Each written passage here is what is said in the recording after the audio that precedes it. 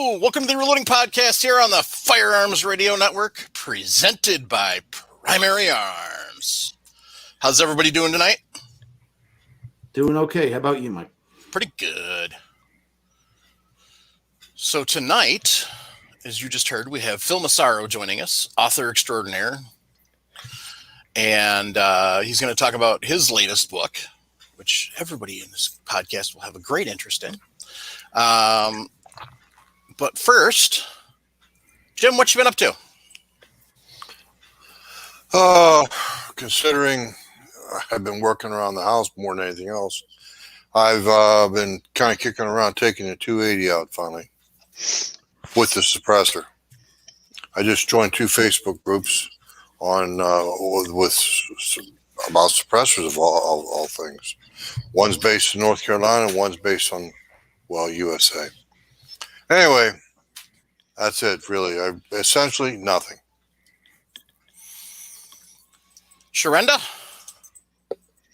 So a couple weeks ago, I shockingly run a suppressor. So this weekend, I'm gonna go fill out the paperwork for that. This will be my first. And I'm jealous. I know. Be jealous. It's the coolest thing that I'll own outside of my shotgun. And yesterday, I took a day trip and went down to the Sutton Avian Research Center, and I got to observe an eagle in a nest, which is a treat. Awesome. I also got to talk to them, the research scientists and hunters. We had a private tour. We got to talk to them about their Atwater prairie chicken raise and release project. And I got to get up close and personal with mass. What do they call them? Bob whites. Ooh. And learned they were endangered. So got to see that entire process. And I'm going to go back this fall and see where they're at on their testing and research. And it was pretty cool. And talk to them about lead versus copper and how it affects ecosystem and all that good stuff. So I had a total nerd moment yesterday. It's the coolest trip ever that I took. It is awesome to have nerdgasms. Yeah. So Lakeview Outdoors brought up something I wanted to talk to you about. It says, love the new blade. Oh, how could I forget that? Yeah, you got to show that off. Oh, my goodness. So I have a custom blade that was a first. Zoom in from a young lady that some guys may know on Instagram as the Bladed Broad. Yeah. I am her first customer, and I got to watch the entire life cycle of her making this knife from start to finish, and she etched this. Oh, that's gorgeous. It is weighted. It is beautiful. It fits my hand perfectly. It's like the prettiest, deadliest thing. Congratulations. That I own, and it was such an honor and such a treat.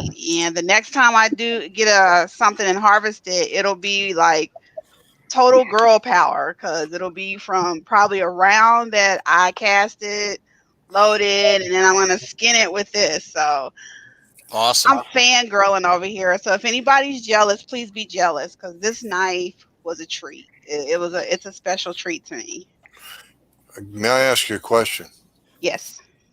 Going back to your suppressor, what caliber is your suppressor that you won? So the one I won is for 22.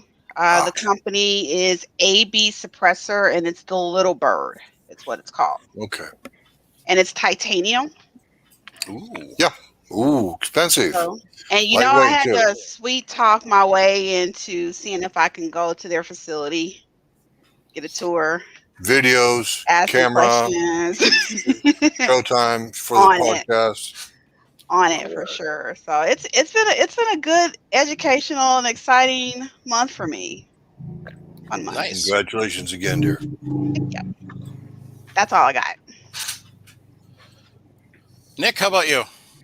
Went to a reenactor swap meet over the weekend. Picked up a new helmet. It's something we have down here once a year. A lot of local reenactors, and it's open to the public as well. Kind of like I just want to sell stuff off, buy stuff. picked up a World War II helmet with a liner. Got a really good deal on it. Then went shooting Saturday afternoon. Had a sight in and break in a new AR, so Oh, that's cool. we'll see how it does. Jason, how about you? Not much more than planning our get together. Mr. Dusty is getting out of the active service and he's going home next month. So I text all of our shooting buddies and planned a little get together here this next month before he goes home.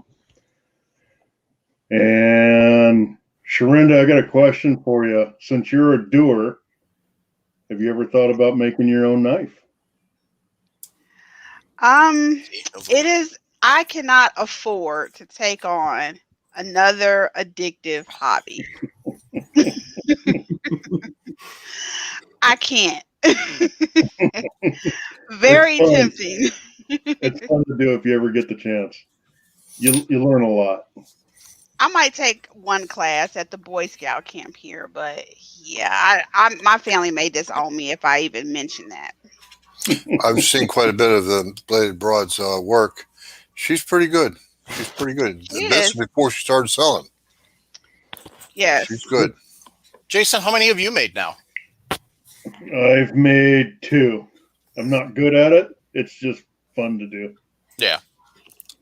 I've made knives from file, and that takes a lot of grinding. Got to get a nice wide file, and it takes a lot of grinding. That's all really I can say. And you can't cut it with a carbide because it'll just break the carbide. You can soften it up, Jim. Did you try that? Yeah, but then I got to temper it too. You know, re-temper it. You know what I mean? My but that's first one easy. was from a file. That's why I said that. Yeah, It was fun to do. yeah. It's a labor of love for sure. Yeah. So who's the handsome bald-headed guy? Oh, that's me. Who's Phil,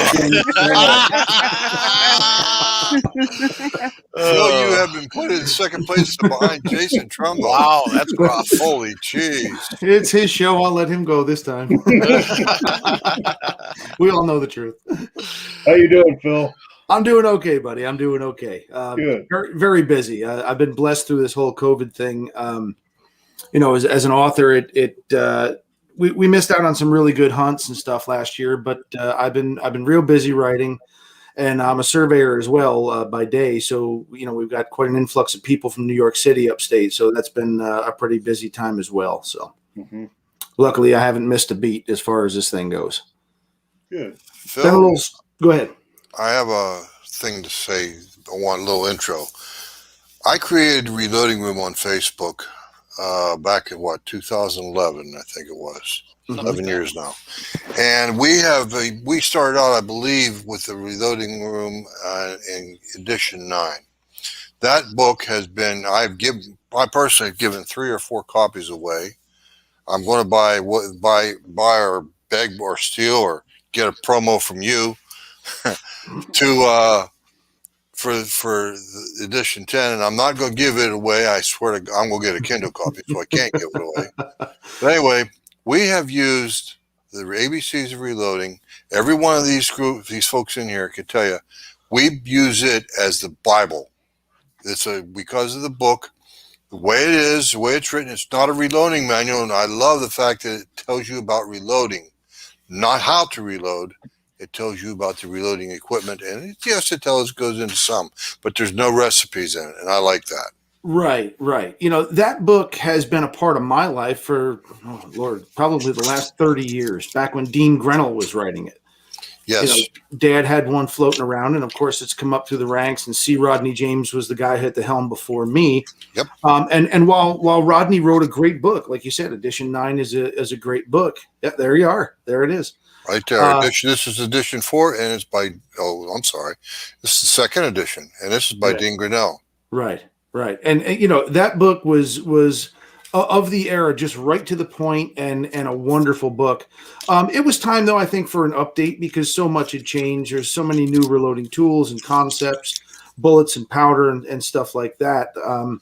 when Gun Digest said to me, would you do it? I said, yeah, but I'd want to redo it. I don't really want a lot of fluff and filler in there. Essentially, in the front of every good reloading manual, the Spear manual, it's got the RCBS step by step, and that'll you look, as my dad says, you can put it on a postcard and get the point across. Yeah. But I wanted to delve into some of the new tools and give some pointers and tips that I've learned along the way, and so I'm proud to say it's an entirely new, from womb to tomb. We got the latest powder burn rate charts and different shell holder comparison charts and little things like that. Just can be a pain in the butt to look up, and we threw them in the book. But whatever wisdom I have, I did my best to impart it. Well, I appreciate that because you got a big set of shoes to fill and follow. Oof! I tell you what, when they came to me with this one, I'm like, oh boy. Mm-hmm. How could this go wrong? Well, no, we wish you nothing but the best on this. Thank you. Greatest of successes. I'd written the Shooter's Guide to Reloading. Back in 2013 or 14. I don't remember which. I've read that. And quite a few people enjoyed it, and it got them into reloading. But as we all know, with the situation we're in right now, there's a lot of new shooters, literally millions of new shooters coming on. Yeah. We're all facing the same ammo problems, and we're all facing the same reloading component issues.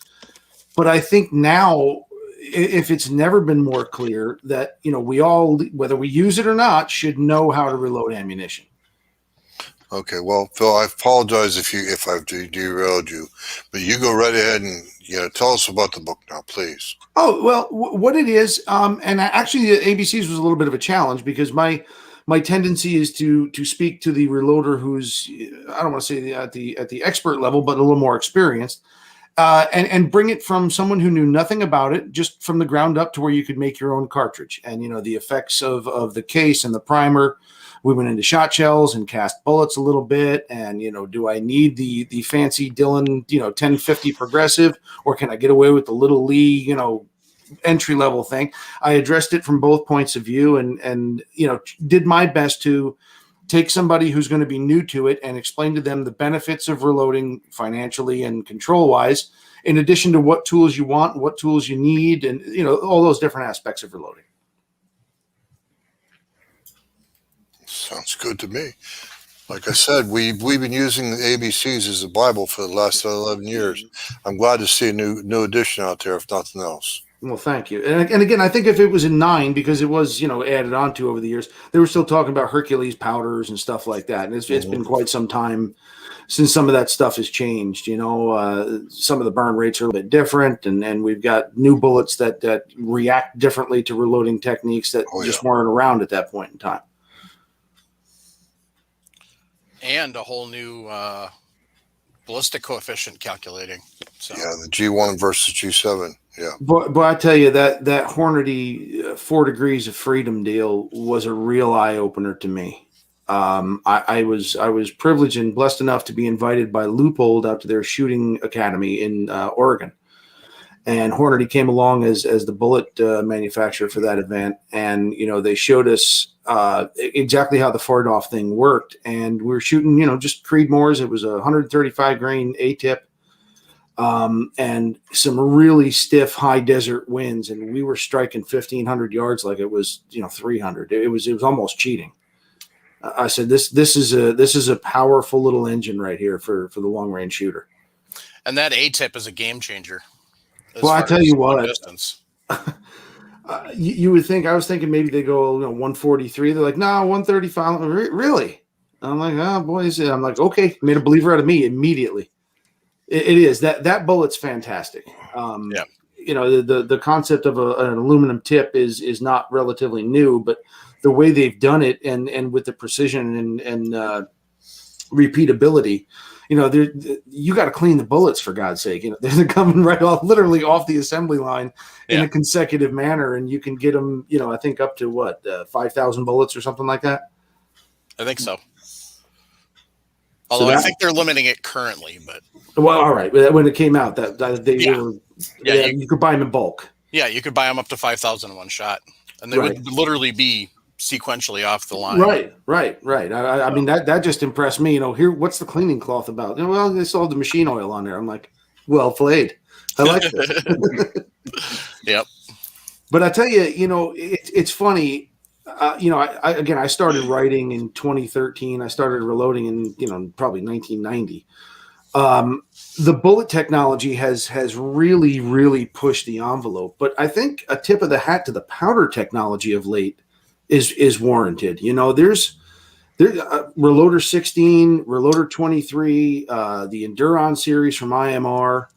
Some of those things are real eye openers and just further extending the capabilities of the classic cartridge.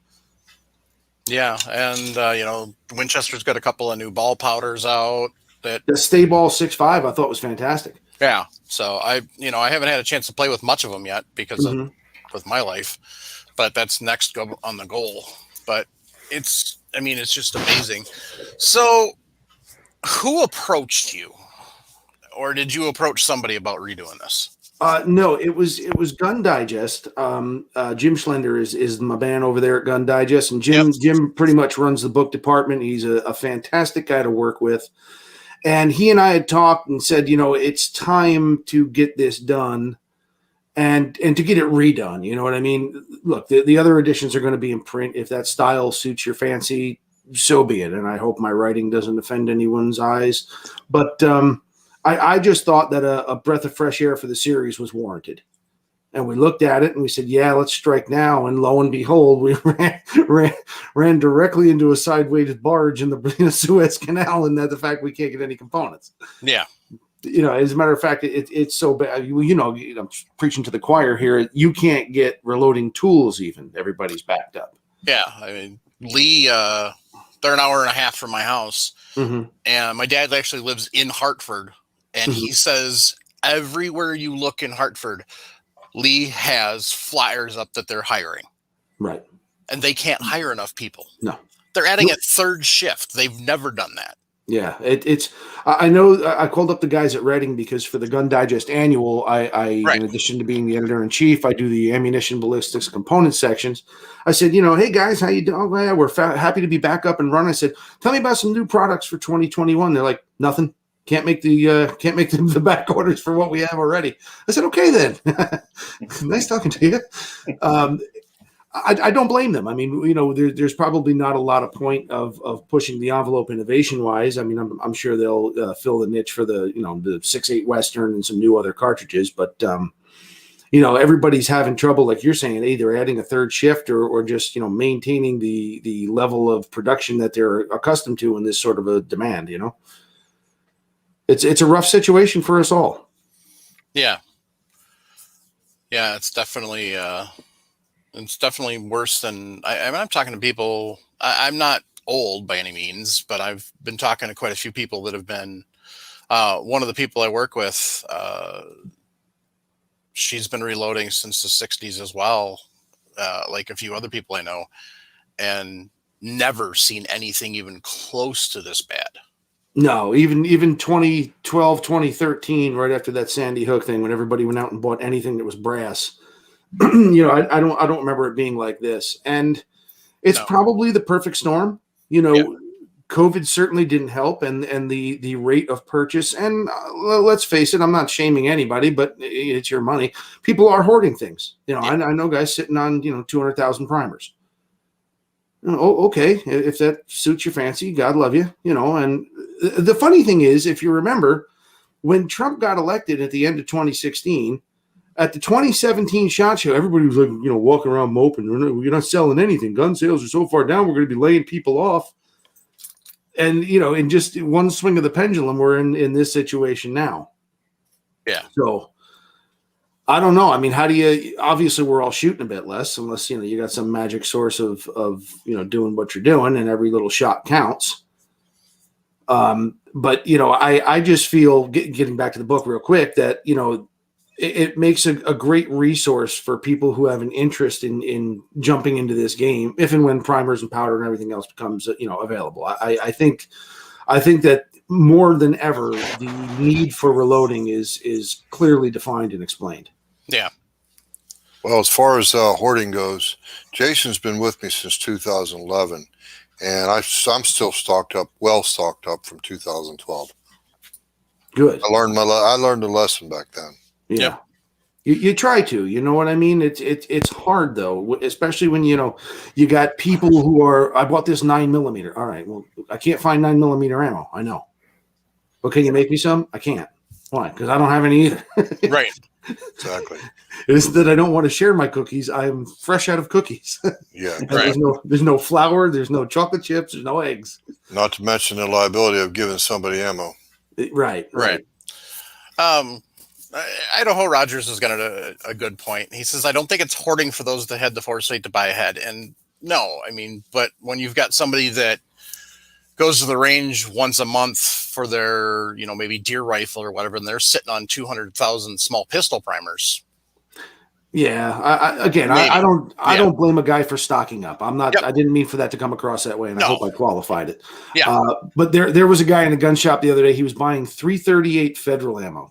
I was like, cool. You shoot a .338 Federal. He's like, no, I'm pretty much going to trade this for 9mm. And I'm like, oh, okay.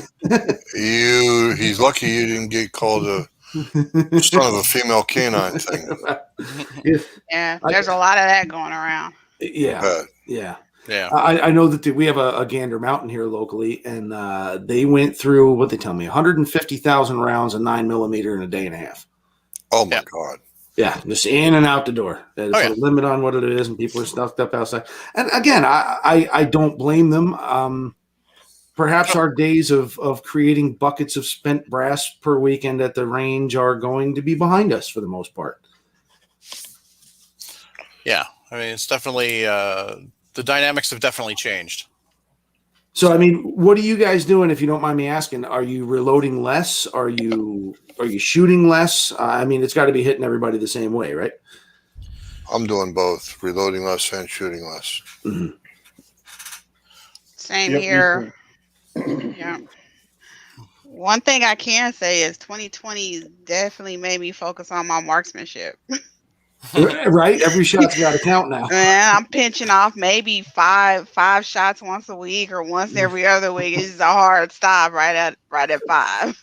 Yeah, as opposed to 50, Right. I've got a couple of hunts coming up, and I'm looking at this supply of bullets going, which gun am I bringing? I got a lot of 30s where I normally wouldn't worry about it. But it's funny. I found a really cool company doing a kit to reload rim fires. You guys ever done anything with that? Oh yeah, 22 Reloader's been on the show. Yeah, Brian Nixon's a good friend of ours. It's a great little system. I mean, I do the reloading column for Gun Digest magazine every month, and I just wrote it up for one of the upcoming issues. But it's a little bit of work. It's a chore, and I can imagine it'd be fun to show a kid. This is why, Jimmy, we don't pull the trigger 58 times, because you got to sit back and remake these things. Sure, right. That's like I might be getting ready to go down a rabbit hole. I gotta get with Mike. He's gonna get me one of those Berdan primer. The same guy that makes a 22 reloader. Yes, I saw those. And I'm gonna do some steel case 223 just to give it a try. I have plenty of primers, plenty of bullets for that. So doesn't hurt to give it a try, see how it does. So. Exactly. Yeah. You bring something back to life when you only find Berdan prime stuff. And a lot of the guns, because I don't know if you don't know me very well, Phil, but I do a lot of military rifle shooting. I shoot a lot of old military rifles. Okay. And a lot of that stuff is Berdan primed. Mm-hmm. So with me getting this, I can even reuse my brass after I shot it. It's going to be even better. Exactly. And then I think he's also got a kit where you can make your own primers. Yep. Mm-hmm. Which I don't know about the consistency of that. I'd have to give that a whirl, but actually it's the chemical itself is actually very good, very consistent. Mm-hmm. The drawback is it is corrosive. So I mean, you got to go back to the old style of cleaning your rifles and handguns when you're done. But once you get a system down, it's actually not bad to do. Okay. There's a couple people I know that have been doing it, and basically they made a jig to put the primers in, because the one thing currently is you have to use a punch to punch the firing pin mark back out. Mm-hmm. If you're going to reload existing primers. I know he's got in the works, he's got a actual die to press primers. The cup, yeah. The cup. I don't know where that's at. I haven't talked to him in a couple of weeks. Mm-hmm. So I know he's working on it, getting it ready, but Yeah, I just thought it was a really, ingenious little system, especially for somebody in an emergency situation that you need, you got to reload a couple of 22s right. for defense or for whatever. It was just, I'm like, is this going to work? But the only drawback was the corrosion. You have to clean pretty quick.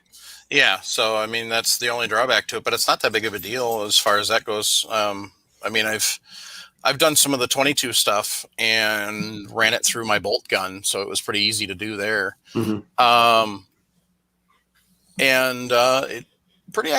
It's kind of nice because I mean, a lot of the data that he's got for loading 22s is based off of your common shot shell powders. Yeah. So I've been loading shot shell for years, so I've got plenty of stuff laying around. So it's fun to play with and adjust your charge and stuff you didn't think you could do.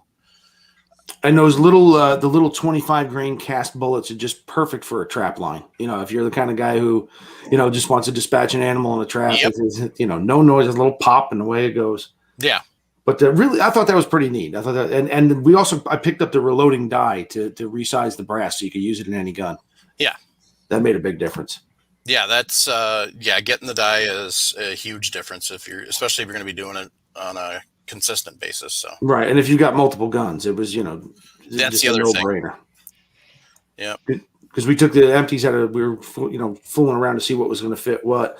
Dad's got a Ruger single 6, old beat to death 22 from when he was running coonhounds for years. Right. And the cylinder is just so large it wouldn't the case wouldn't work in a bolt gun. So I said, all right, let's throw these in there. I'm like, problem solved. There you go. I love it. Yep. So you guys you doing a lot of casting, bullet casting? I haven't. We're going to be doing a series on that here in a month or so, and so then I'll get into it then. But I know Travis, who's the guy that wasn't able to join us tonight, does. Sharena just did it for the first time a couple weeks ago, so she was all excited about that. Oh, it's fun. Jim does. Jason does. Nick, you haven't gotten into casting yet, have you? Why cast? Oh yeah, that's right. You do cast. Never mind. Yeah, you cast all the fun milsurp stuff. I do. So it's amazing how some of those big old globs of round nose lead can be so accurate. Well, consider the bearing surface. That's really where it comes from. Yep. Yep. And if you get the proper alloy, it makes a hell of a hunting bullet as well. Oh yeah. Well, it's already 4570 is already expanded. You know what I mean? Yeah. Right. Yeah. So that's a major crunch, is trying to get some of my favorite jacketed bullets during this whole COVID thing. I know Jeff McDonald, my buddy from Woodley Bullets, he's got a heck of a time trying to get anything to come out of Australia. He says you're going to be a while till you see them on the shelves. Yeah. I think Woodleys are fantastic, but it's good that I know Hornady's running as much as they can, and Federal's 24/7 as far as I know. Yeah. But we're gonna be in for a little ride here. I don't know. I hope, guys, how are we getting out of this COVID mess? Not to get all weird on anything, but unfortunately, a lot of the people are putting their hopes in herd immunity through the immunizations, which I mean, herd immunity has been the thing that's been thrown around the whole time. But I think at some point in time, to be honest, the media has to start being honest. I mean, life's got to go on sooner or later. We were talking earlier on about how we didn't have a SHOT Show this year, and how Dallas Safari Club was canceled, and SCI as well. I mean, I miss seeing the faces. I didn't miss running around like a lunatic with a camera and doing all the work part, but I sure missed, let me buy you a gin and tonic and how you been and where'd you go and that kind of thing. And I'm hoping that life can get back to normal a little bit here. Because, I enjoy the shows. I enjoy the rendezvous, the mountain man rendezvous aspect of it, Yeah. I mean, it's slowly, here in Wisconsin, I'm starting to see some of the stiffer regulations and stuff starting to get rolled back. Mm-hmm. The amount of people you can have in your groups, both inside and outside, are getting bigger. So it's unfortunately, I think, along with like the ammunition and the firearms, it's going to be a slow crawl It's not going to be a case of where all of a sudden we just hit a point and then like it's like, oh, all right, everybody back to what you're doing. Party on, party off kind of thing. Right. So it's going to be a gradual thing, unfortunately, unless something drastically changes in leadership in the country, and not just in Washington, but I don't see that happening. So No, I'm from the People's Republic of New York, so we've got a double whammy here. yeah, you do. You know, and without That's why I left the Freedom State of Pennsylvania. yeah. I lived too close to the state line. I lived over by Jamestown. Okay. Anyway, I personally know 3 people that have had COVID. Yeah. It's affected them dramatically. That's all I can say. Oh, the disease is real. There's no doubt about that. And I didn't mean to make light of it in any way, shape, or form. But, you know, unfortunately, at some point in time, life's got to go on for all of us. You know, I can't imagine the beating that Vegas has taken. You know, used to the millions of dollars in revenue for all of those conventions, because it's not just the SHOT Show.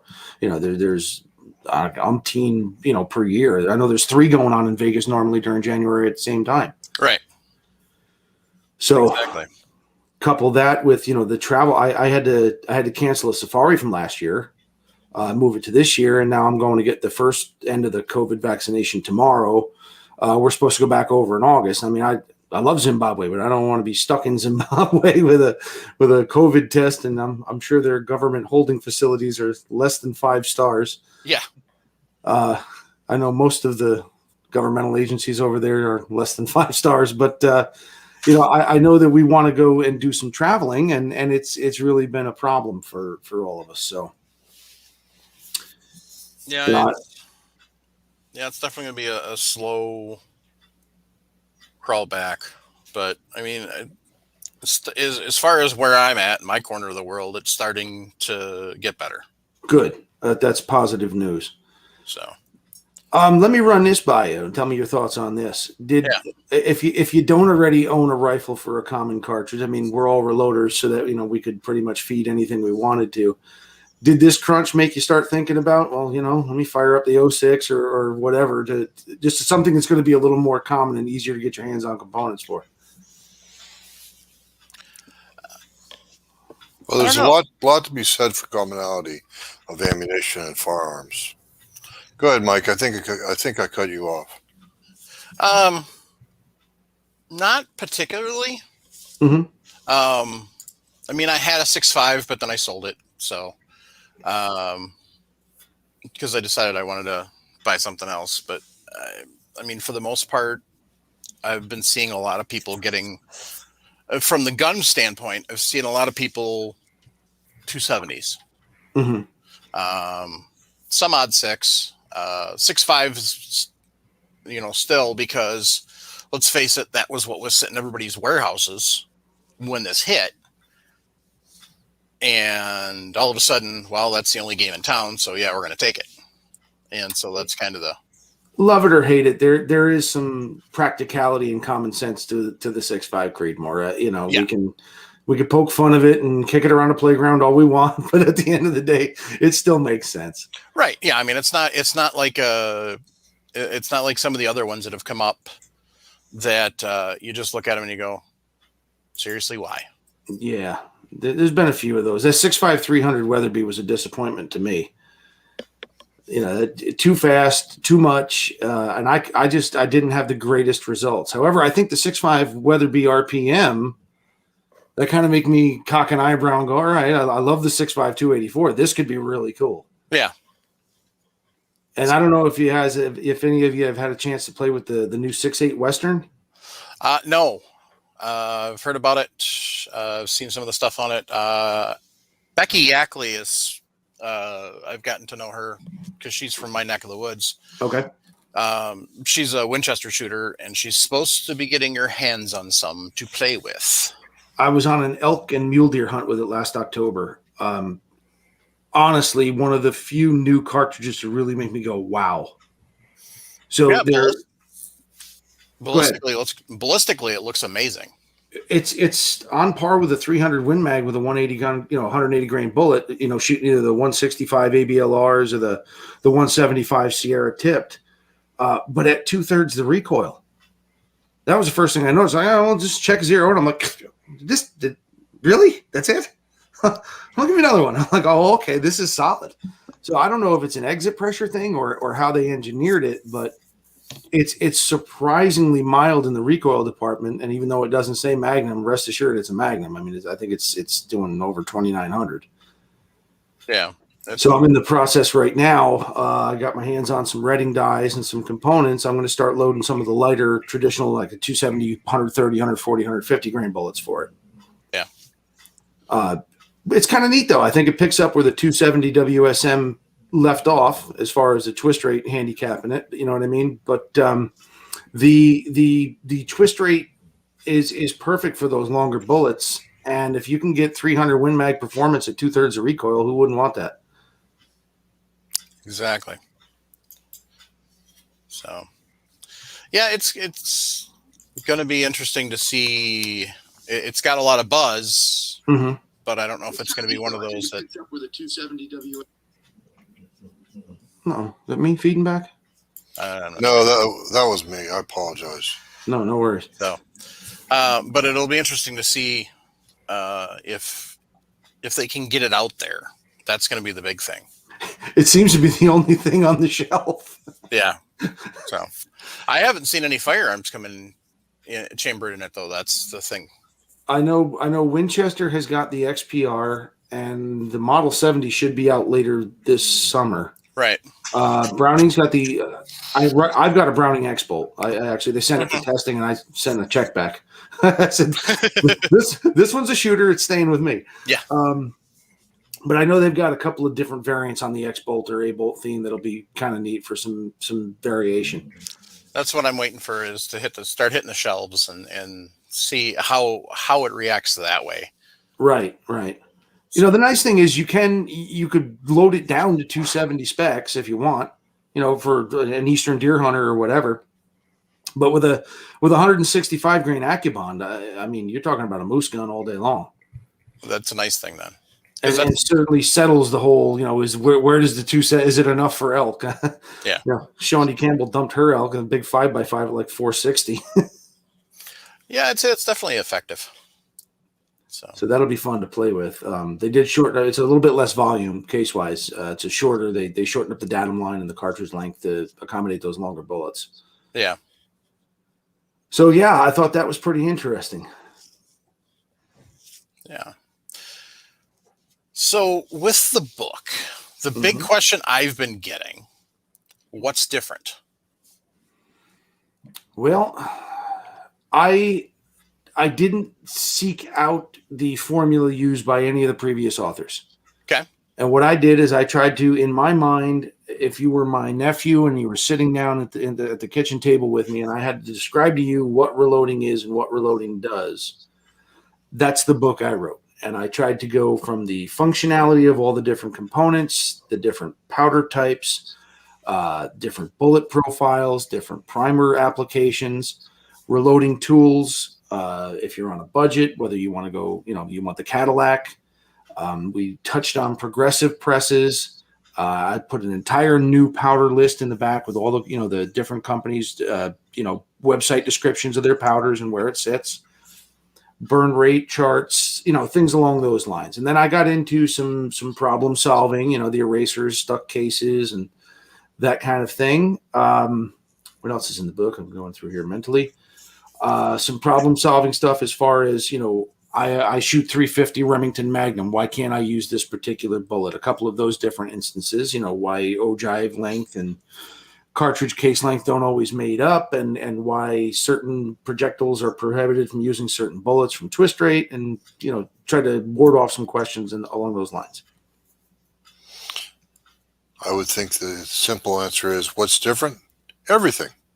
Pretty much, and yet nothing. You know, well, the topic has it still has its basics. It has add-ons, but still, if you've rewritten it, you've rewritten it, and that's great.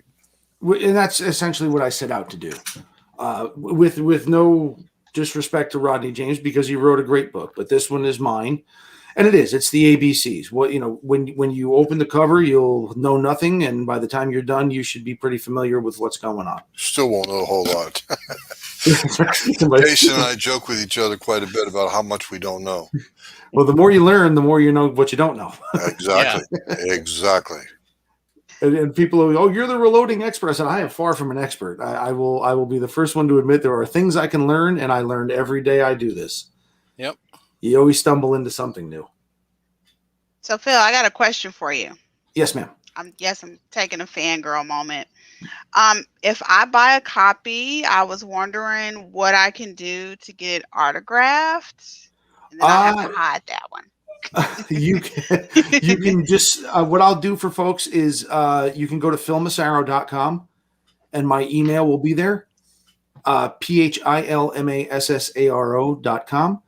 If you send me an email and all I'm asking for is the return shipping and ship me the book, I will happily autograph it and send it right on back to you. No problem. I'll put your email in the show notes. Sure. Thank you. I appreciate it. Thank you for doing that. Mail. Yeah. No, if you and again, it doesn't bother me in the least. I'm happy to do it for folks, and you can use it. My signature isn't worth that much. Knowing her, she'll buy 2 copies, one to work with, one to preserve. No, I was thinking I would get to one for me to keep, and then later on this year when we have an event that'll be reloading, I will do it as a giveaway to one of the ladies that attend. Oh, that'd be fantastic. I'd be happy to do that. Wow, you'd give away an autographed copy, girl? I said 2 copies. Oh. One I keep. Behind the glass, you got to put it behind the glass with the lockbox. Right, yeah, There you I'm go. not all the way selfish. I'm a little bit selfish.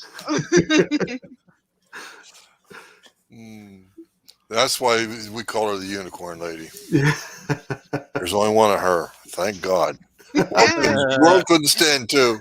She's a welcome addition to you lot, though. I'll tell you that. Yes, indeed. She definitely classes the joint up. So I was looking at the back there, and I like what you did with the powders. So, like, just as an example, Tight Group, which is one of my favorites. Mm-hmm. You don't just list the powder, but you list it by the manufacturer, and then you give a little description. So for Tight Group, you say, as the name implies, Hodgdon designed the spherical propellant. Designed this spherical propellant for accuracy. The unique design provides reliable ignition with all types of primers, including the lead-free versions. Unlike pistol powders of the past, powder position in large cases, 45 Colt, 357 Magnum, and others, has virtually no effect on velocity and performance. Cowboy action, bullseye, and combat shooters should love this one. So, and you do, it's not like it's cookie cutter. Every single powder has a description specifically for that, with just little nuggets of information on some of them that's even more important. So, and I got to say that's from Hodgdon. Yeah. While I address different powders and then their applications within the book, giving examples, it's not a recipe book, but I did include some, for demonstrative purposes. Excuse me. What I wanted was, I mean, look, we're all nerds and we go sit there and pore over the Hodgdon website and read about powders, but I don't know that a new reloader would probably do that. This might be an impetus to get them to do that. So I just thought it to be a valuable little addendum. Mm-hmm. And the other thing I tried to throw together a pretty good representation of the various reloading tool companies as well. Even some optics, anybody that had anything to do with reloading, I tried to list their website in the back. Yeah, that's... Not that a web search wouldn't do it, but for somebody who it might spur an idea. Yeah, it's nice to have that as, just the basic information there. And then you've got the glossary of terms. I do like the problem solving section. That's a nice addition there. Well, you all remember what happened the first time you stuck a case. It was like, okay, then what are we going to do now, folks? This session's ruined. Yeah. Knock on wood, I've actually never stuck one. You just jinxed yourself, man.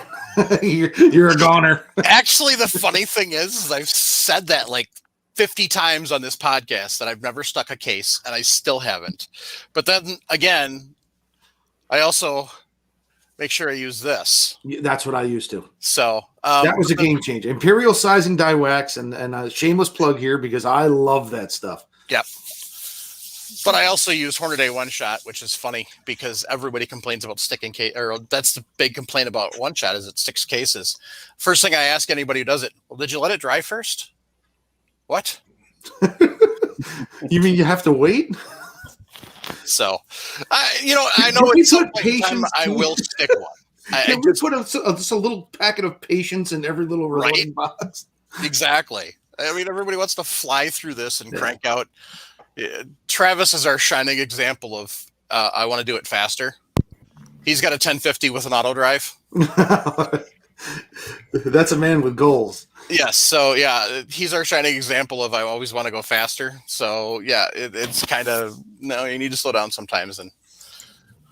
But I mean, I think One Shot is wonderful. It always worked, but it was just something about that, the way you could control the Imperial sizing die. And I like the dry neck loop, too, from Imperial. I haven't gotten that yet. I got to get some.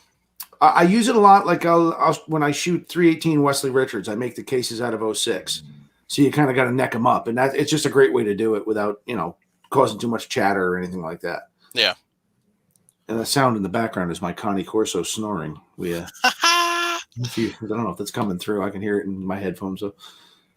Nope, not coming through. But my dog. Yeah, I tried to include some of those, like you're talking about, stuck cases and different lubes to solve problems into the book. So what's your favorite chapter? Oh, probably the one on projectiles. I just love talking about projectiles. Yeah. I think they're cool.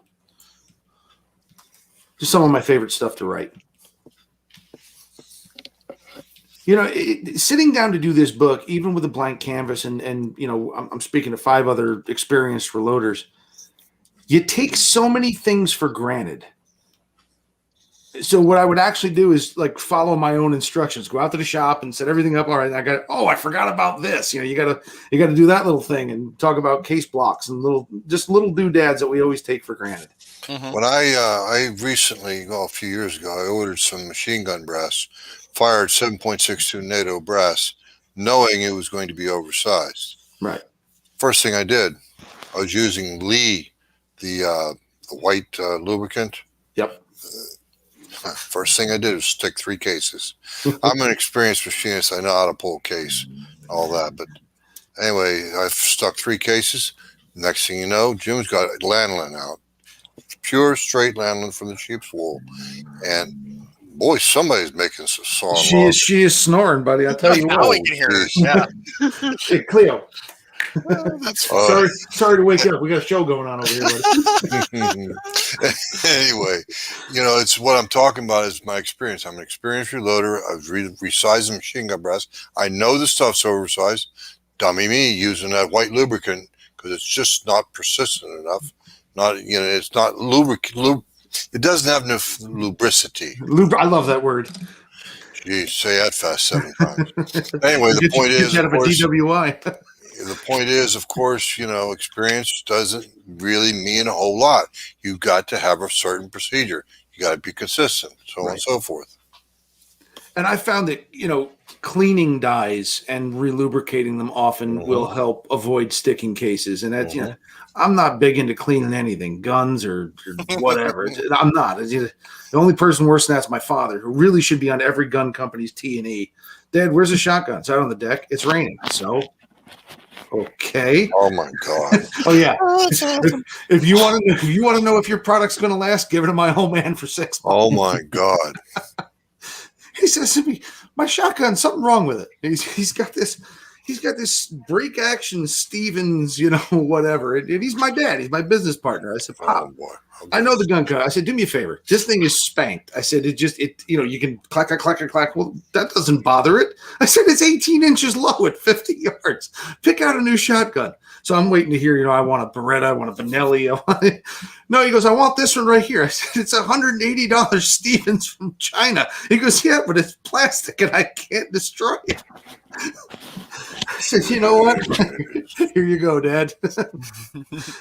So, I don't clean things, reloading tools anyway, much at all, and I should clean them more. But if you do, and I put that in there, how to maintain your tools.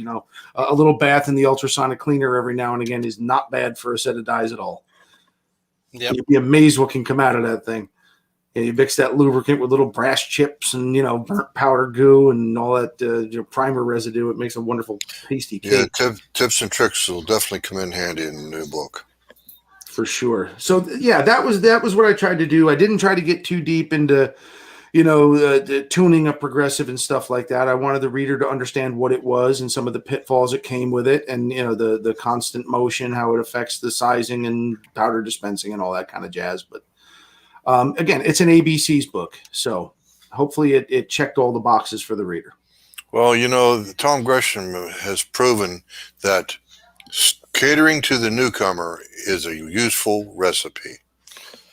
And that's what we try to do in the reloading groups that Mike and I run. And that's why that's why we stuck with ABCs all these years. Right. Yeah. The DEFs are a different story, but the AB, look, hot loads, we don't want to hear those words. No. We're not jumping on a pogo stick to compress the load. You're not going to turn a 308 into a 300 Win Mag and Nope. ideas like that, just to keep your anatomy in its current configuration. Mm-hmm. Yep. I mean, we've all got that book with the red underline. Don't do that again. Yep. Where's my rubber mallet? What? I got to open the bolt. When I was first, I'll tell you a little horror story. When I was first reloading, I have a Thompson Center Contender, and I got a 14-inch Super 14 barrel for it, 357 Magnum, and I had some 2400. And Jason knows what I'm about to tell, but I put some 200 grain cast bullets for 357 Magnum aside, and I took some 2400, filled the case, stuffed a bullet in it, crimped it down good and tight. And, well, let's just say, I don't know what charge I put into it, but it felt like I set off a 44 Magnum. I imagine it did. Jason shot those bullets, but under more sensible loads. A case full of 2400. That's Yeah. a mild pressure spike, eh? Well, I shot 6 or 8 times. I decided I'd had enough. So folks at home, don't do this. Right. That's underlined and scored. Never do that again. Mm-hmm. Yeah. Yeah. The older I get, the more I want light recoil. I'm enjoying that as I age. Oh, yeah. Some of those kind of tricks about how to modify a load to minimize recoil. Two ways to minimize recoil: longer barrel, heavier barrel, and put a Boyd's laminated stock on, laminated thumb hole, heavy stock. That'll 4 ways. That always takes out a lot of recoil. Even powders, I shoot a lot of 470 double, just an African junkie, and we made a switch from H4831 down to Reloader 15, and then compressed it with a Kynoch wad. And I mean, I probably dropped the recoil by 15 to 20%, maybe.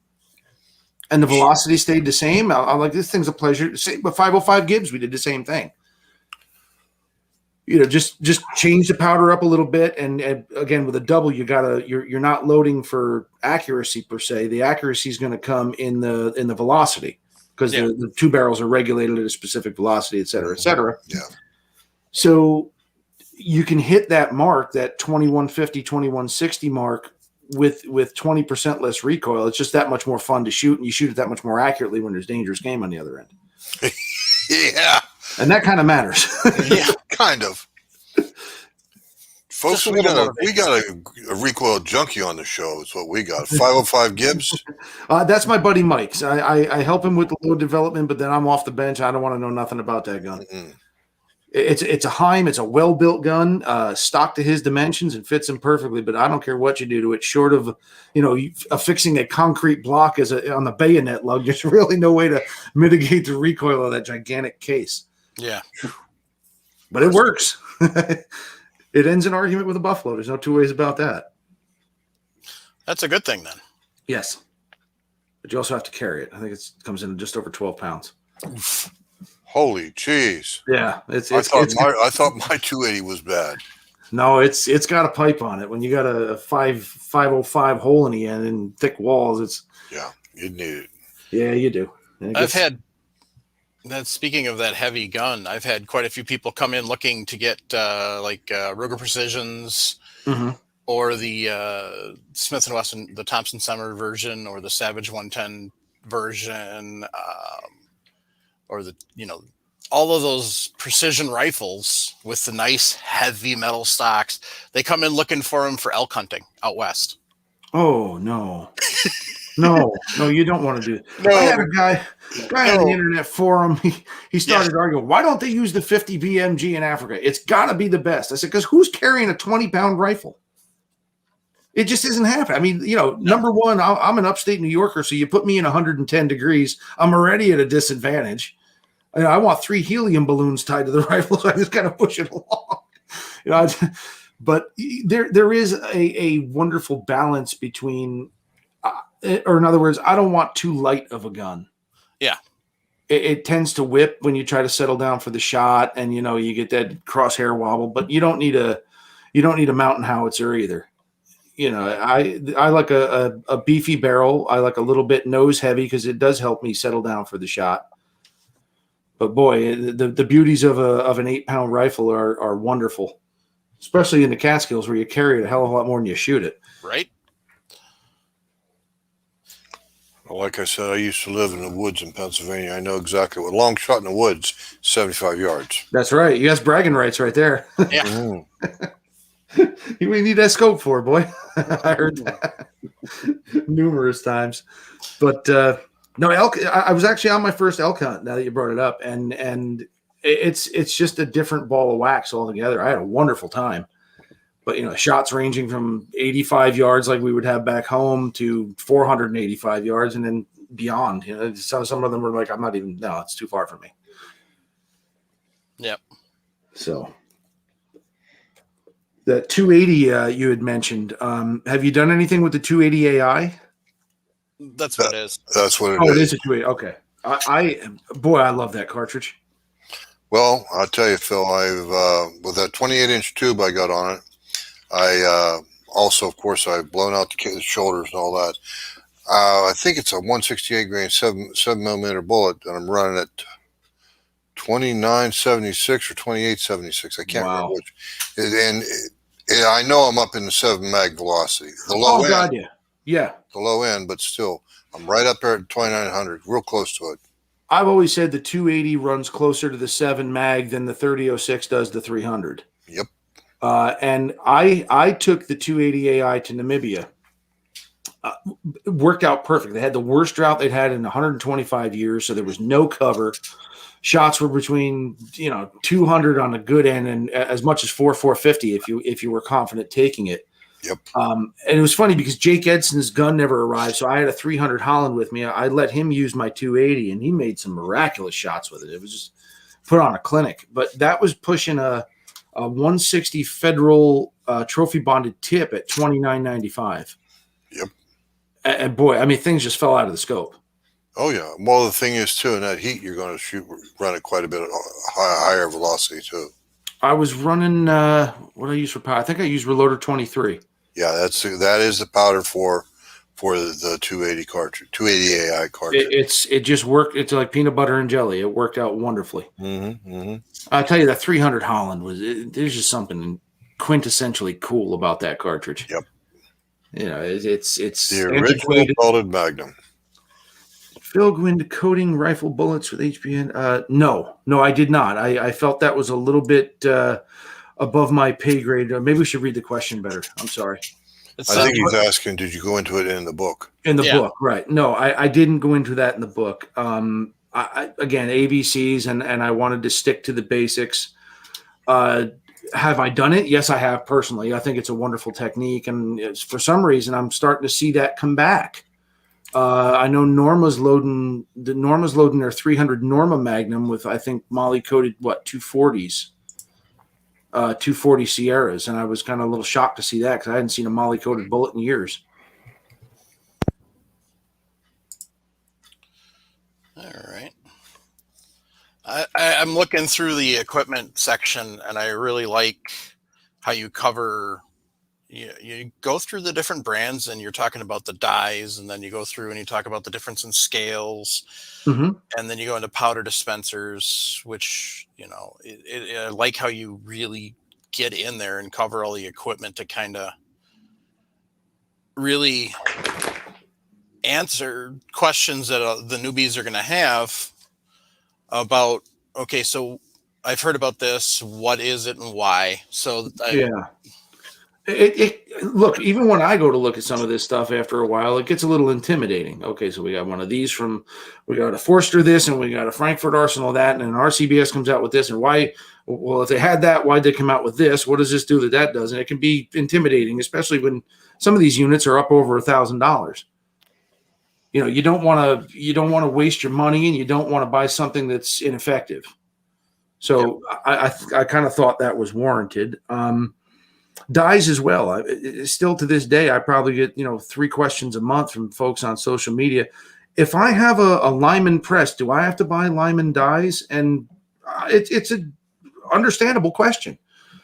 Few things come out and say, look, they're all interchangeable. It doesn't matter. It's you can have a Chevy and you can run Ford oil in it. It'll work. Yep. But things like that, I again tried to head it off at the pass so that anybody who was a newbie could say, oh, all right, that's why he's talking about this. Or in that glossary of terms, they keep talking about sectional density or ballistic. What is this? Without having to go to the Google thing. Yeah. So yeah, as far as the equipment goes, I wanted to touch on both the more affordable beginner, if you will, air quotes, end of things.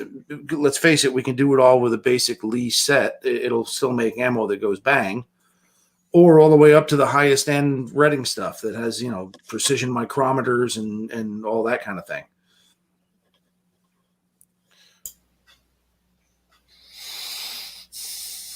Yeah. Robin Sharpless is another great friend of the show.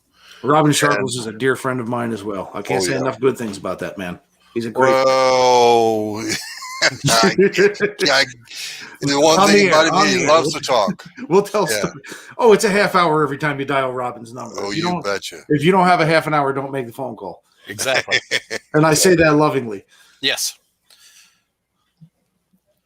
So, yeah, I mean, definitely, I'm really impressed with what you've done with the book. So, well, thank you, Mike. I appreciate that.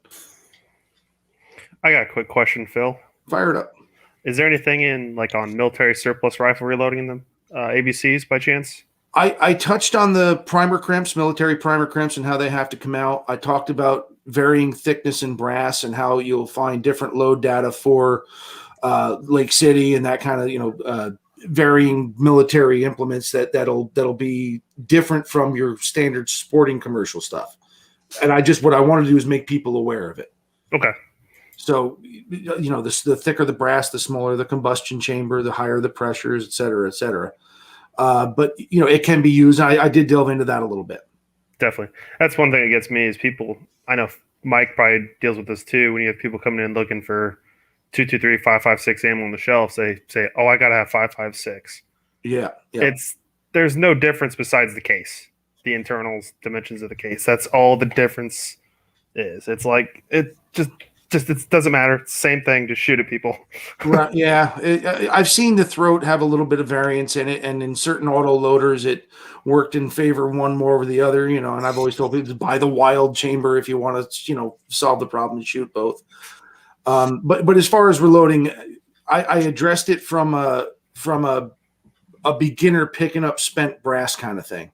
And I went into the sort your brass out by brand because there's going to be variations and you'll see it on the paper. I mean, I've even seen it as far as nickel coated brass from Remington versus brass from Remington.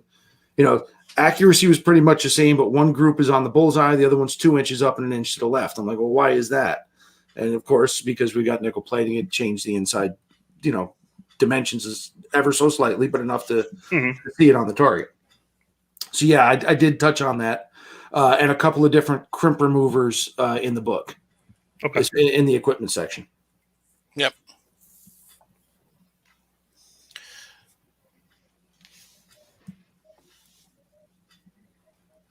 So was there one thing that you kind of, when you started planning this out, is there one thing that you sat down and go, okay, I got to make sure I work this in somehow?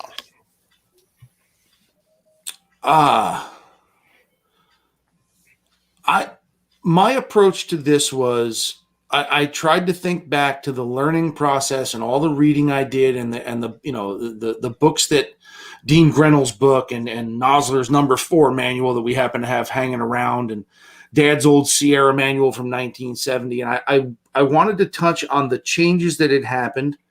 Again, when we're looking back at the 9th edition, we're talking about powders that are no longer in production. And obviously he's not psychic, so he couldn't talk about the new powder releases over the last 5, 6, 7, 10 years, whatever. I wanted to touch on the new products, but my approach was, as I stated earlier, if I had a nephew who was on a budget, here's what I would buy. If I had an uncle who budget wasn't an issue, here's what you might want. Or here's the variation between, look, you can scoop powder with a little plastic Lee scooper and my ballistic Yankee candle holder top, to put the powder in. You could do it that way, weigh your charges and make it work. Or you can buy that new RCBS Matchmaster and, watch that space shuttle looking thing just go to town. Yeah, that thing's actually above my pay grade. I have one, and it's wonderfully accurate and fast as can be, but I haven't gotten to the portion where I need to Bluetooth my phone into I'm looking at that going, what? If I get a text from my powder thrower, we got to talk about this thing. It's a little too spaced out for me.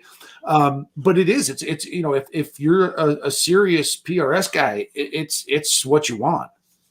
It's a fantastic thing. Can you justify the expense? And that was part of my, growing up poor background that probably come into that book. I made a lot. I fueled a dozen safaris on Lee, simple Lee dies and a Lee turret press. Yeah. Animals died and everything went bang and the guns were wonderfully accurate. Can I do better with redding stuff? Well, yeah, sure I can. And there are different tools. We talked about in the book, we talk about crimping, taper crimp versus roll crimp. Do I need to crimp at all? Touch on those basic concepts because that can be confusing to people. So when I did sit down to hopefully answer your question, I kind of made an amalgam of the answers to questions that I'm often asked by beginning reloaders, in addition to the basic processes. Okay. Yeah, that covers it. So, cater to the newcomer, which I feel is what the ABC should be. Although there's some Absolutely. tips in there that I'm sure everybody would benefit from. I mean, like I said, I never stop learning. You'd be over to a buddy's house watching him do it. I'm like, damn, why didn't I think of that? That's a pretty cool little trick. And you steal that and, whatever the case may be. But it's like anything else in life. I think we're all on a journey as far as to, make the best ammo we possibly can and be as versatile as we can be.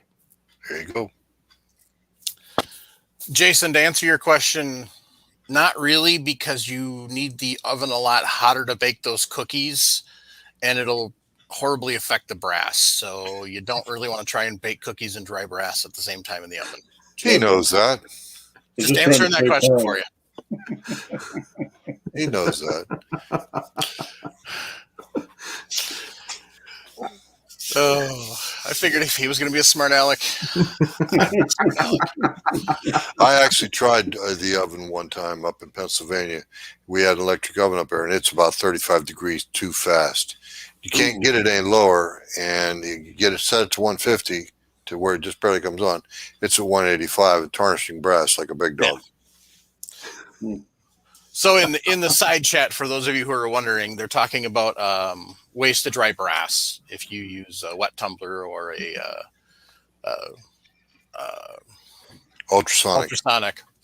And so they're tossing out different ideas and covering that. And then Shrenda had said she uses oven, dehydrator, heat gun, and fan dry. Be careful when using the oven. Yeah, I mean, GGW Reloading then responded 155 degrees for 2.5 hours for pistol and up to 4 hours for 223.556 because of the small neck, which would make sense because the water would pool in there and be harder to dry. Then Jason asked his question, which I felt the need to pop in an answer. So, you can also do them in the sun in the summer.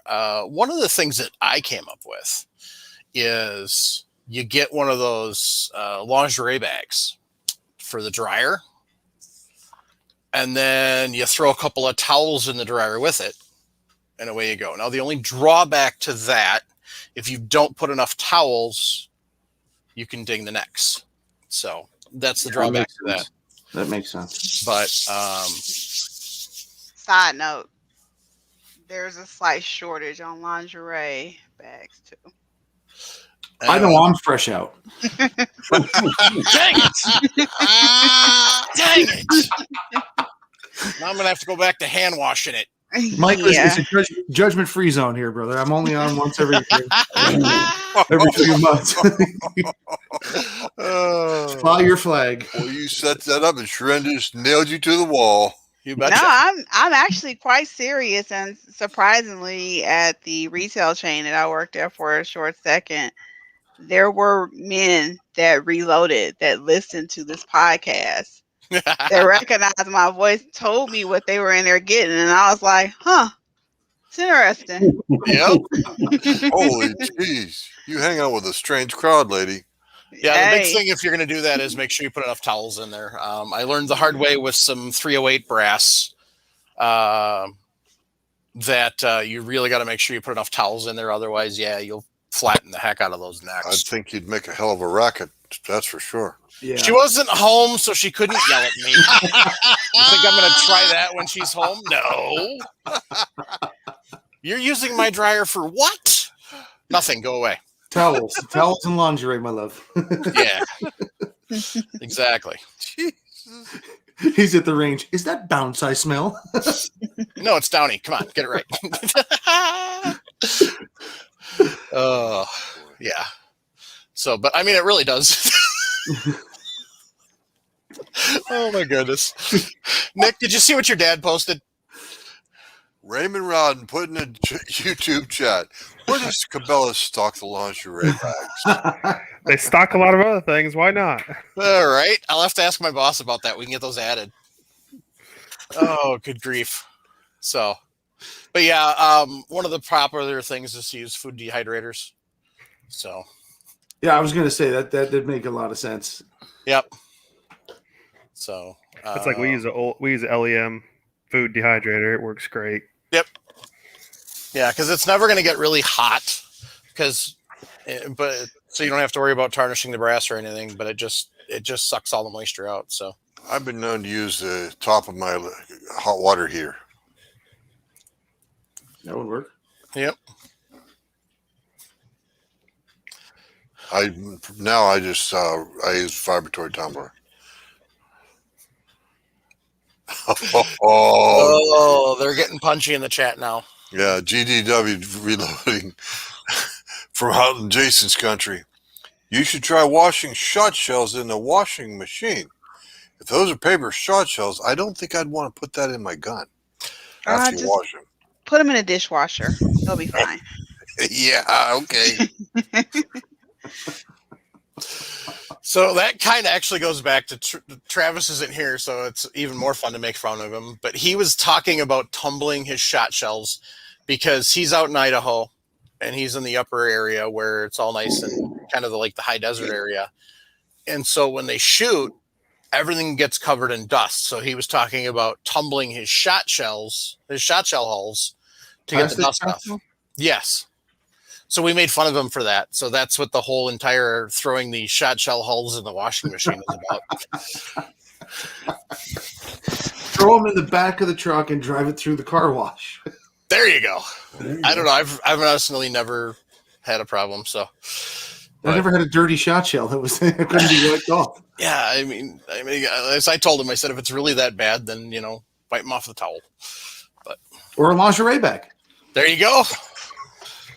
And Idaho Rogers, USMC, yes, it is. So for those of you who want to know what the question is, you're gonna have to actually watch the video and tune in to see. 1 minute, 14 seconds, or 1 hour, 14 Thank seconds. Thank you. One thing you guys are good at are getting people in trouble with their mistresses and ladies. When the women trying to figure out why they can't find their knee highs and their lingerie bags, this is going to come out. I just want to go on record to say I had no parts of this. See how quick she throws you under the bus? Always. Always. No parts. Oh, wait a minute. So you're saying you're out in the garage, the lingerie and knee highs are missing. What's going on here? Uh-huh. Honey, I got something to tell you. Right. And guys, if those stockings have that line up the back of them, don't use those. You'll really get in trouble. Those are the expensive ones. You have these in a 9.5 wide.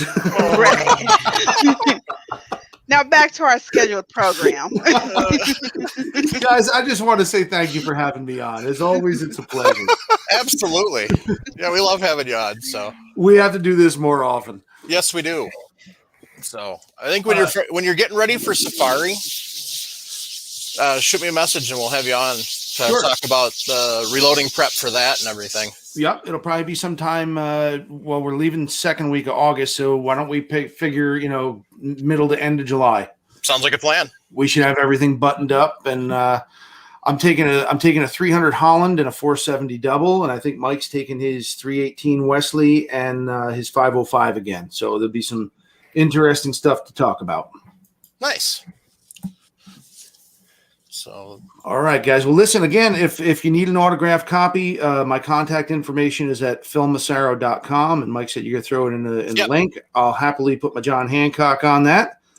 And I hope you enjoy the book. I appreciate constructive criticism, not too much criticism.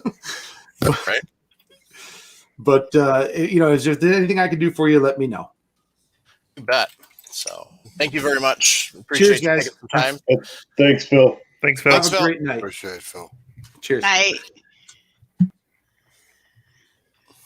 Man, who was that jackwagon?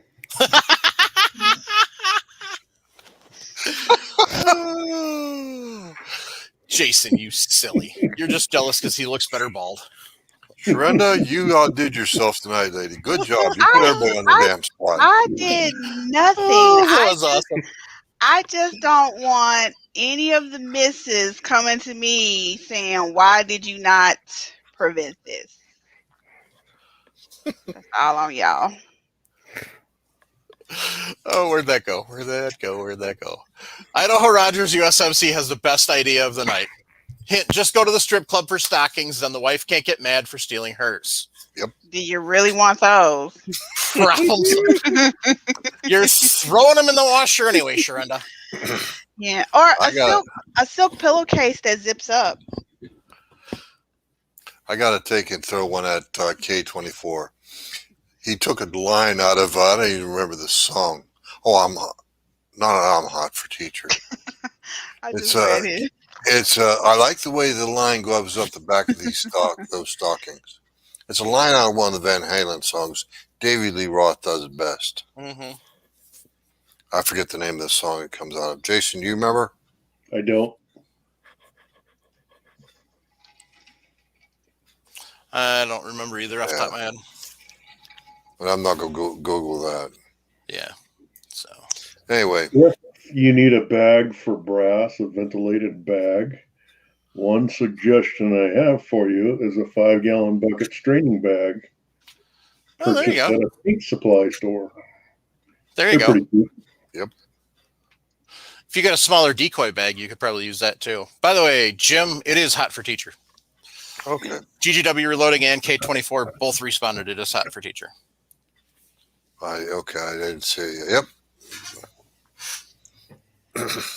So there you go, K24. There's your shout out. That's interesting. I do like the way the line goes up the side. Never mind. GG watched it on his MTV. Oh, yeah. Back when they actually played music videos. Yeah. So Chico Wise said frequent thrift stores for those pillowcases that Sharenda was talking about, the silk ones, or lingerie bags. So, yes. Video or it didn't happen. I want to see those videos of y'all asking, where's the lingerie bags? I totally will. Oh. Anyway, that was weird. That's about the third time I've heard you do that tonight, Mike. What? It's an AC hum comes across your microphone.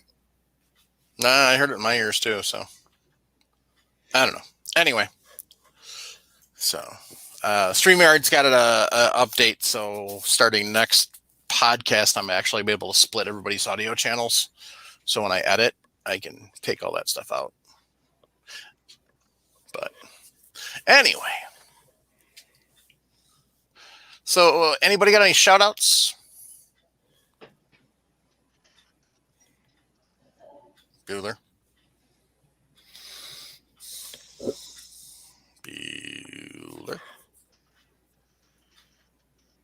Jim, you look like you're getting ready to raise your hand. No, he's keeping his head up so he stays awake. Oh. No, it's part of my desk right here. So, yeah. Good show, by the way. Yeah, it was. We kind of wandered all over the place, but it was kind of fun. So, make sure you pick up the version 10. It's really well done. I like the way he did it. I like a lot of the different things that he did compared to the previous. So it'll be What's the interesting. picture quality? I'll have to. I'm sorry. Go ahead, Sharonda. Picture quality is good. Okay. Now the nice thing I like about I got it on the Kindle. For one thing, it's $17.99. But for another thing, is you can actually zoom in on the pictures. That'll look good on my iPad. Yeah. So, I mean, that's the nice thing is you can select the pictures and then you can zoom in and all that fun stuff. So that's one of the features I like about that. But it's definitely a lot of good stuff in here. So definitely worth picking up. There's quite a bit of reloading experience right here. Well over, I'd say close to at least 75 years of reloading experience in this show right now. And that's here if we don't are. Include you. If we include you, it's like 2000. So yeah, now look up, Mike. I know I'm number one. Yay! Yeah. Anyway, and here we are, all planning on buying a copy of the ABCs of Reloading. The primer to Reloading, and you know what? I say good on us. Yep. So, Paul Loud, no, I don't think he'll be able to. He could look at the pictures, though, Paul. Yeah, he can look at the pictures, but I still don't think it's going to help him. So, yeah, Travis will probably buy it on it for his Kindle. But I mean, he really does go into a really good breakdown of the equipment. He talks about reduced recoil loads. He talks about the powder descriptions are kind of cool because I mean that's the thing is you get a lot of like your Vitavuris and stuff like that. You're like, well, what the heck are you going to use that for? Or you get this, and say you're at your local gun store or wherever, and you see a powder that you've never heard of before. You can kind of take a look in here and see, oh, hey, well, that'll work for, that's kind of good for this type of stuff, Yep, makes it worth buying a pound just to try it in that K31 Swiss. Yep. So, yeah, it's a definitely well done book. So.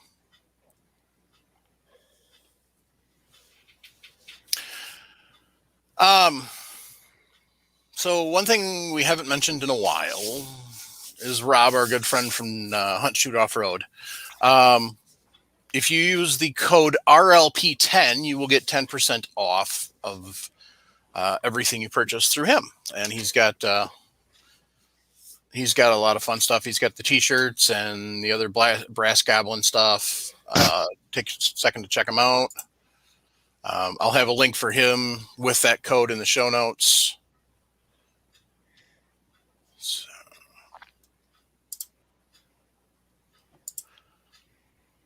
And then,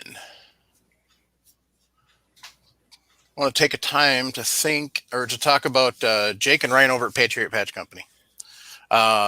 Just continue to do amazing work.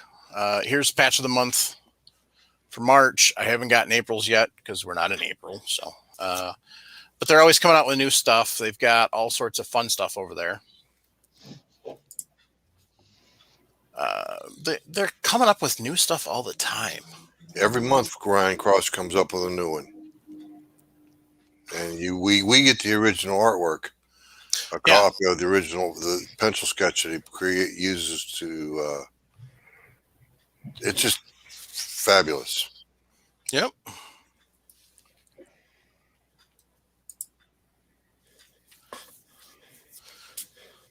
So yeah, make sure you head over to patriotpatch.co and take a look and see what they've all got over there. Don't forget about our sponsor. That's next. Good. So, want to talk about Primary Arms. Just kind of perusing their website, seeing more of the fun stuff they've got.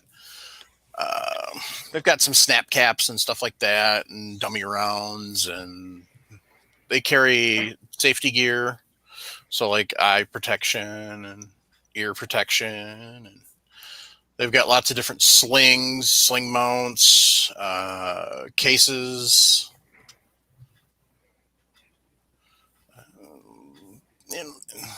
And I keep finding new stuff all the time. So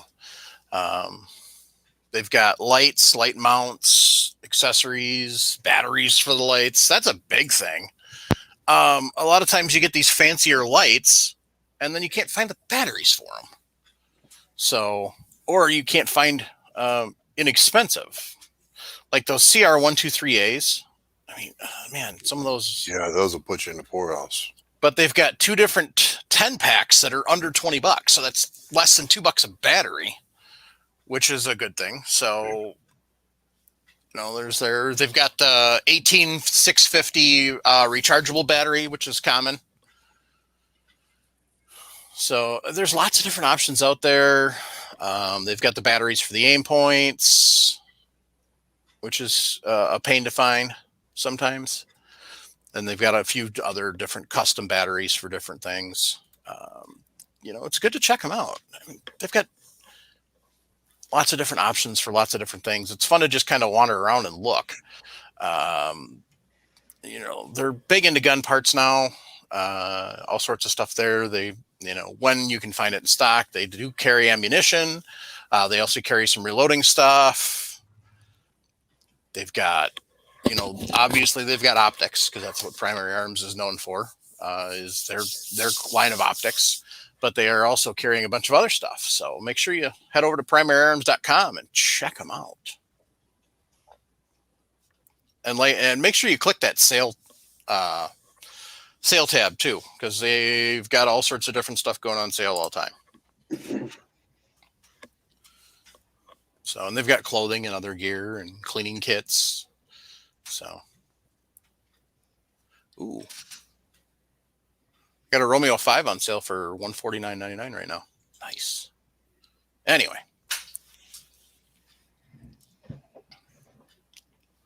but yeah, they got all sorts of cool stuff there, magazines and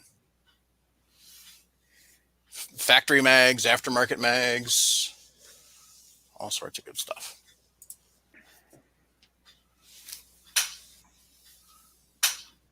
So Chico Wise asked a question. Can Patriot Patch Company design custom patches? Yes, they can. If you reach out to Jake and Ryan and you can discuss them, they can make custom patches. There is a minimum quantity to order though. So obviously, but yeah, you can definitely, talk to Jake and Ryan over there at Patriot Patch Company and they can make custom patches and stuff. So, and they make stickers, obviously the patch of the month comes with a vinyl sticker every month, but we got these made too for Reloading Podcast, which I lied. They're not getting out by the 31st. So, you bastard. I know, right? I'm horrible. Hey, Jim, good news though. I found the stuff I was supposed to ship to you. Oh, so I found it now. It was underneath buried underneath the workbench stuff out in the garage. because when I moved in here, everybody was just piling stuff on the bench. So I finally found the stuff that I was supposed to send to you. So now I can get that done, but it's not going to be until probably next weekend. So Okay. I'm in a How hurry. long ago was that, Mike? what's that? About When were you supposed to send it to him? 5 years ago. It wasn't that bad. Mike, I've been in North Carolina for 3 years, and you were supposed to send it to me while I was still living in PA. No, the bullets from Travis were after you moved to Carolina. Oh, That first summer after. So it's only been 2 years. So I still got a little ways to wait for Travis to ship me my target. Is that what you're telling me? The one you paid but for? I can't figure that out, Jason. Mhm. Because did you see Paul Loud's post? Oh, Yeah, you but- probably wouldn't have because you're not on Facebook. But I can't figure this out. Paul Loud ordered a target last week, and Paul's in Maine. Idaho's over here. Maine's way over here, and he's got his target already. So Yeah, but there's a barrier around, like the old Kurt Russell movie Escape from L.A. There's a barrier around the state of California. They don't allow freedom in or out. I think Paul's a storyteller too. I doubt he got it yet. he had a picture of it. So Paul Loud's got it right. Maine is closer to Idaho than California. It is when you're dealing with Travis. I guess so. Love slamming that boy when he's not around to fight back.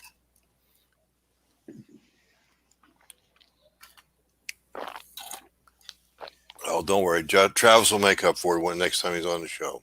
Yep. Well, maybe he doesn't know his geography yet. What is he, Hey, like good. third or fourth grade?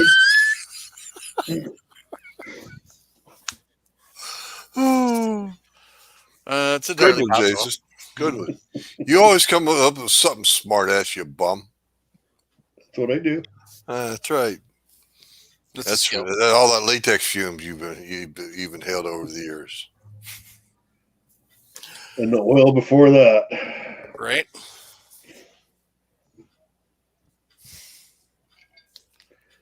That's why we do it, Raymond, because he's not here to defend himself. Exactly. Always kick him in when he's down, because when he gets up, he might kick you back. General Champ Jr. said map was upside down. Oh, well, that makes sense then. So Paul Loud said your target was too scared to travel through the pass. Yeah, it's got to go through the Donner Pass. Oh, yeah. Afraid I'd get eaten. Oh, that was sick and low, Mikey. Ooh.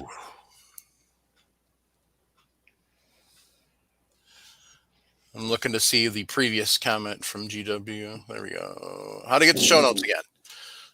The show notes are attached to each posting on some of your podcast clients. You can actually get them there. Otherwise, if you go to firearmsradio.tv/reloading-podcast, you can find the full list of shows there, and you can find the show notes at the end of each. And then there'll be the links and stuff in there. So, but that was that question, and any others that I missed.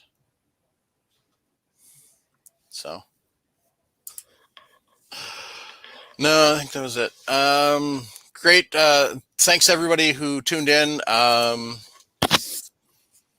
had some stuff come up last week, so I didn't get a chance. I thought I had an easy way to find the list of all of the people that were in the chat last week for the patch contest. However, no. YouTube doesn't poll like I thought they did, so now I got to go through and actually scroll through the whole chat. So that I'm going to do tomorrow night, because I thought it was more important to get the podcast posted on reasonable time. So, but then I will do that drawing, and then I will get address and get the patches out Saturday. So, all right, gang. Want to take time to thank everybody who joins us every week in the chat for the live recordings. Thanks to everybody who sends us comments to reloadingpodcast@gmail.com. Once again, that's reloadingpodcast@gmail.com. Or sends us a text or leaves us a voicemail at 608-467-0308. Thank you very much to all of our Patreons who send us their hard-earned money to help keep this mess going. Grateful for that. Just a word to the wise, if you want to get into doing a podcast to get free stuff, reloading is not the topic to do it in. So Patreons really help us be able to get some stuff to play with and stuff. So slowly but surely, we're starting to get components back. But like I said, it's going to be a slow crawl. So hang in there. It's getting better. Any final words from anybody? You guys don't forget to hit the like before Mike signs off. Don't forget to hit that like button, please. Chico Wise says that smash the like button, Sharenta will smile for you.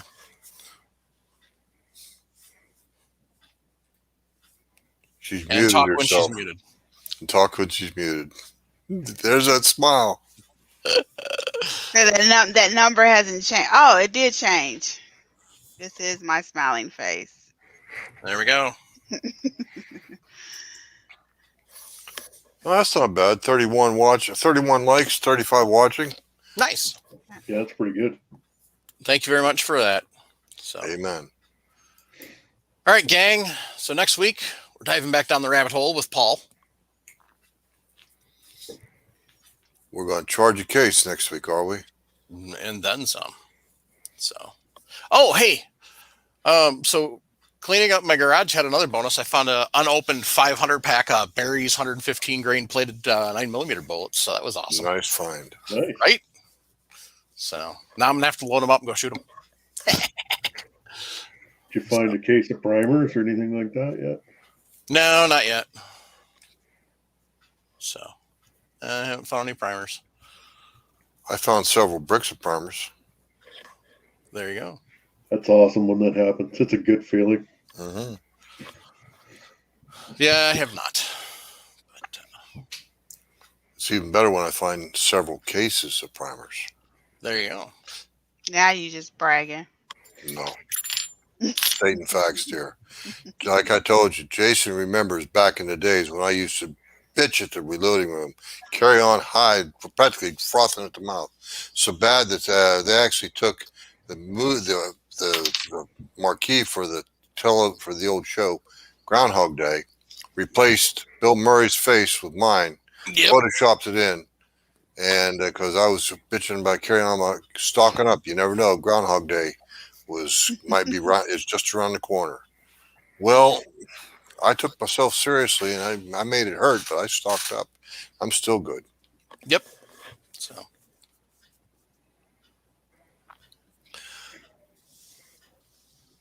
And I'll be working on 40 stuff just as quick as I can get out in the shop. There you go. That and 308. Yeah, I got Or 280. Geez, which one do I go to first? Well, that's going to be the tough choice for you there, Jim. Yep. So I have my priorities, which are going to be 35 and then 30, 30, 30, 30, 30, 30, 30, 30, 30. Daddy's old 30-30. So. And it still takes more whitetail deer in Pennsylvania than any other all the other cartridges combined. Yep. So. Yep. All right then, gang. Gigi, when you called Phil a beast, I thought that was just a fraudulent slip.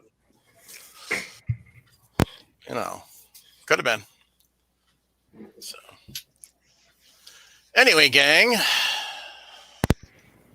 On that note, we shall head down the long, dusty trail and laugh at Travis while he's picking up his dusty shot shells. Because shot shells aren't brass, so you don't have to keep them shiny.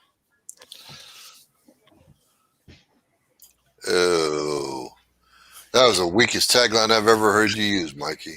It wasn't even a tagline. If it was a tagline, then I'd have been hinting at Jason to say something.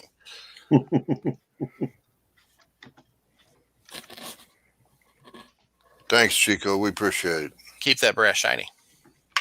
Keep your powder dry. Jump on the Mill Serp short bus. Introduce the lady to reloading. Will she like it? No, she'll love it. There you go. Support the Second Amendment. Take somebody shooting. That's the best thing you can do for 2A. Take someone shooting, particularly a newcomer, new shooter. The most valuable asset we have are those new shooters out there. Indeed. Good night, y'all. Good night. Thanks. Good night.